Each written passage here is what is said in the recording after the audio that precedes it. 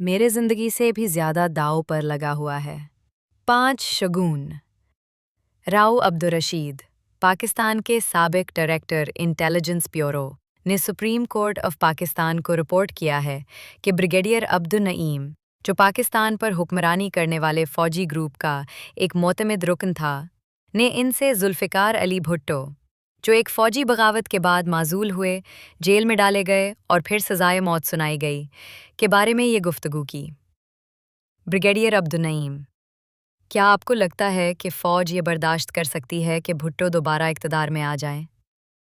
راؤ عبدالرشید، جو بھٹو کے معتمد خصوصی سیکرٹری تھے، خاموش رہے۔ بریگیڈیئر نعیم نے خود ہی جواب دیا، ظاہر ہے نہیں۔ جانے سے پہلے بریگیڈیئر نعیم نے راؤ عبدالرشید کو مشورہ دیا، براہ کرم فوج کے ساتھ تعاون کریں۔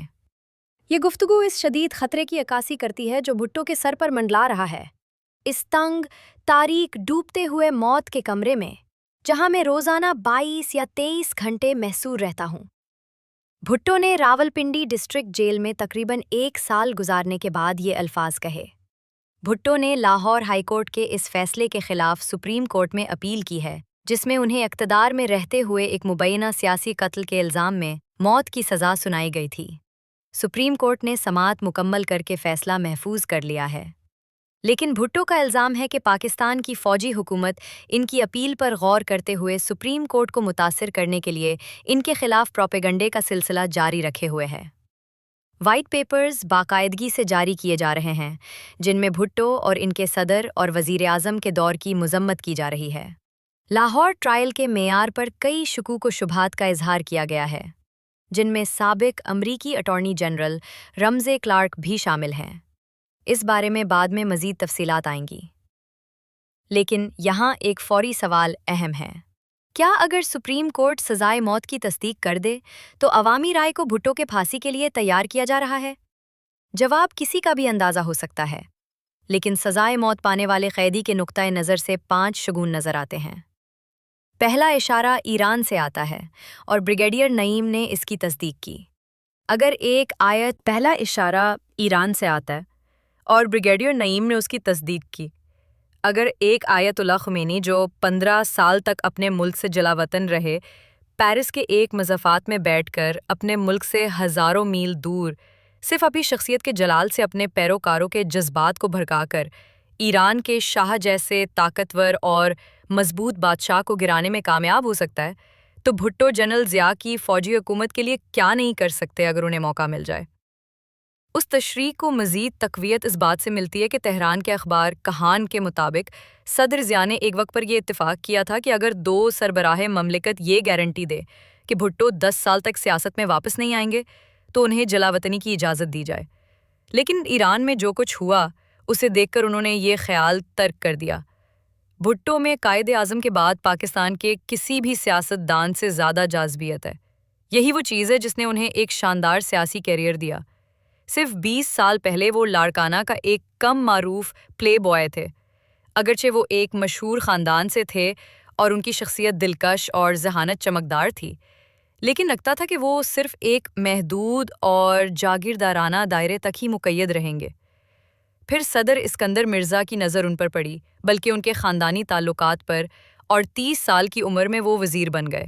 ان کی فکری پختگی، آکسفورڈ سے قانون کی ڈگری اور یونیورسٹی آف کیلیفورنیا کے سالوں نے انہیں وزیر خارجہ کا منصب دلوا دیا، جہاں انہوں نے چین کے ساتھ قریبی تعلقات کی پالیسی شروع کی۔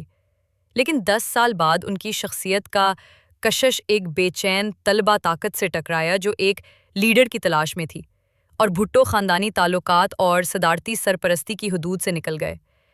پہلے انہوں نے ملک کے نوجوانوں کو متحرک کیا اور صدر ایوب کو گرانے میں کامیاب ہوئے، اور پھر آہستہ آہستہ اپنی عوامی مقبولیت کو اس قدر مضبوط بنایا کہ وہ فوج کے ہتھیاروں کے علاوہ شاید پاکستان کی سب سے بڑی طاقت بن گئے۔ 1968 میں صدر ایوب کی تنقید پر ان کی مختصر قید نے ان کی سیاسی کشش میں اضافہ کیا۔ 1970 اور 1977 کے انتخابات میں انہوں نے ثابت کیا کہ مغربی پاکستان میں کوئی بھی ان کے مشہور زمانہ جادوئی ووٹنگ طاقت کے قریب بھی نہیں پہنچ سکتا۔ پاکستان کے دوسرے بالغ فرنچائز انتخابات میں جو 2 سال پہلے ہوئے تھے، انہوں نے دوبارہ ثابت کیا کہ وہ ملک کے غیر متنازع عوامی لیڈر ہے۔ جیسے صدر ایوب نے 1978 میں بھٹو کو گرفتار کر کے ان کی کشش کو چمکایا تھا، ویسے ہی جنرل ضیاء نے 1977 میں انہیں 2 بار گرفتار کر کے واقعات کا ایک سلسلہ شروع کر دیا، جس نے پاکستان کو موجودہ شدید بحران اور بھٹو کو پھانسی کے دہانے تک پہنچا دیا۔ جنرل ضیاء کی پہلی گرفتاری کے پیچھے 2 روایات ہیں، لیکن دوسری گرفتاری کے بارے میں صرف ایک ہی بیان ہے۔ مارچ 1977 کے انتخابات کے بعد اپوزیشن جماعت پاکستان نیشنل الائنس PNA نے خونریز احتجاج کیا، جو بھٹو کی حکمران پاکستان پیپلز پارٹی PPP کے ہاتھوں بھاری شکست کھا چکی تھی۔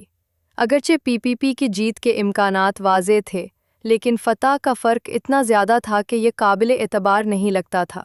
سعودی عرب نے اپنے سفیر کے ذریعے دونوں فریقوں کے درمیان شدید دباؤ کے ساتھ ثالثی شروع کی، اور خبریں تھیں کہ کافی پیش رفت ہو رہی ہے، لیکن 4 جولائی کو PNA کے ایک مذاکرات کار نے کہا کہ کوئی پیش رفت نہیں ہوئی، اور اسی رات فوج نے کارروائی کرتے ہوئے بھٹو کو گرفتار کر لیا۔ ظاہر ہے کہ بغاوت کی منصوبہ بندی پہلے سے تیار تھی، لیکن یہ منصوبہ کیوں بنایا گیا؟ پہلی روایت یہ ہے کہ اپریل سے جون تک ہونے والے فسادات کی شدت نے آرمی چیف کو قائل کر دیا کہ ملک کو بچانے کے لیے فوج کو مداخلت کرنی چاہیے۔ ان کے منصوبے تیار تھے، اور مذاکرات کی ناکامی نے صرف انہیں عملی شکل دے دی۔ دوسری روایت بھٹو کی ہے، جس کے مطابق ایک غیر ملکی طاقت انہیں اقتدار سے ہٹانے پر تل گئی تھی، اور جب وہ PNA کے ذریعے انتخابات میں انہیں شکست دینے میں ناکام رہی تو اس نے فوج کے ذریعے کارروائی کی۔ ملک پر قبضہ کرنے کے کچھ ہی عرصے بعد جنرل ضیاء نے اعلان کیا کہ وہ اکتوبر میں انتخابات کروائیں گے، کیونکہ آپریشن فیئر پلے، جس کوڈ نام کے تحت بغاوت کی گئی تھی، صرف ایک عارضی کارروائی تھی۔ ان کا کہنا تھا کہ یہ صرف منصفانہ انتخابات کروانے کے لیے تھا، اسی وجہ سے انہوں نے بھٹو کو رہا کر دیا۔ لیکن بعد میں جو کچھ ہوا، اس سے ان کا یہ بیان بے بنیاد لگتا ہے۔ زیادہ امکان یہ ہے کہ جنرل ضیاء خود کو یہ یقین دلانے لگے تھے کہ گزشتہ 1 سال میں بھٹو نے خود کو اتنا غیر مقبول بنا لیا تھا کہ وہ مارچ کے انتخابات میں صرف دھاندلی سے جیت سکتے تھے، اور اب جب کہ فوج منصفانہ انتخابات کروانے والی تھی، PPP کو شکست ہوگی اور پاکستان بھٹو کی نااہل حکومت سے نجات پا لے گا۔ لیکن جنرل ضیاء حیران رہ گئے جب انہوں نے دیکھا کہ نااہلی کے باوجود بھٹو کی جادوئی کشش اب بھی برقرار تھی۔ عوام کی بھیڑیں پہلے سے کہیں زیادہ تعداد میں بھٹو کے گرد جمع ہونے لگی۔ عوامی کشش فوجی طاقت کے مقابلے میں کھڑی ہو گئی، اور فوجی طاقت نے اپنے طریقے سے جواب دیا۔ جادوئی شخصیت اور سب کچھ ہوتے ہوئے بھی بھٹو کو دوبارہ جیل میں ڈال دیا گیا اور انتخابات کو کسی محفوظ دن کے لیے ملتوی کر دیا گیا۔ دوسری طرف جنرل ضیاء شاید پاکستان کا سب سے غیر متاثر کن سربراہ مملکت اور سربراہ حکومت ہے جو کبھی برسر اقتدار آیا ہو، اور جو کشش اور جاذبیت اس میں نہیں، وہ اس نے اپنے بعض پیشروں کی طرح نہ تو اپنے انتظامی ریکارڈ سے پوری کی، نہ ہی کسی ایسی سیاسی تنظیم کی حمایت حاصل کی جو عوام میں جڑے رکھتی ہو۔ فوج اب بھی اس کی پشت پر ہے، لیکن اس سے عوامی محبت اس کے لیے حاصل نہیں ہوئی، کیونکہ فوج نے 1973 کے بعد سے اپنی شبی بحال نہیں کی۔ لہٰذا اگر بھٹو ایک دن جیل سے فرار ہو جائیں تو وہ جنرل ضیاء کے خلاف آیت اللہ خمینی سے 10 گنا زیادہ خطرناک ثابت ہوں گے۔